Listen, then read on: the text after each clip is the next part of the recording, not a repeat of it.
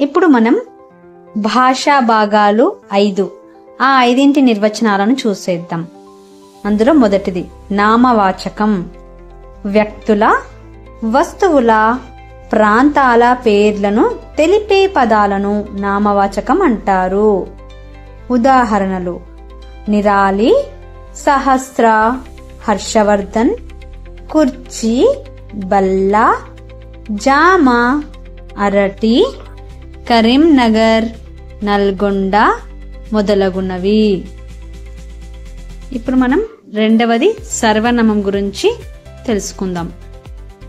సర్వనామం నామవాచకాలకు బదులుగా వాడే పదాలను సర్వనామం అంటారు. ఉదాహరణలు: ఆమె, అతడు, మీరు, నేను, ఇది, అది, ఇక్కడ, అక్కడ, మేము, మనము మొదలగునవి. మూడవది క్రియ. క్రియ పనిని తెలిపే పదాలను క్రియ అంటారు. ఉదాహరణలు: పాట పాడింది, నాట్యం చేసింది, వంట చేసింది, సామాన్లు తెచ్చాడు మొదలగునవి క్రియాపదాలు. ఇప్పుడు మనం విశేషణం గురించి తెలుసుకుందాం. గుణాలను తెలిపే పదాలను విశేషణం అంటారు.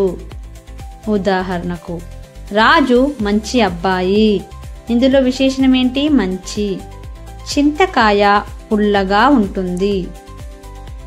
అవ్యయం లింగ, వచన, విభక్తులు లేని పదాలు అవ్యయాలు. ఉదాహరణకు: ఆహా, ఓహో, అరెరే మొదలగు పదాలు అవ్యయాలు. ఇప్పుడు మనం ఒక ఉదాహరణ చూసేద్దాం.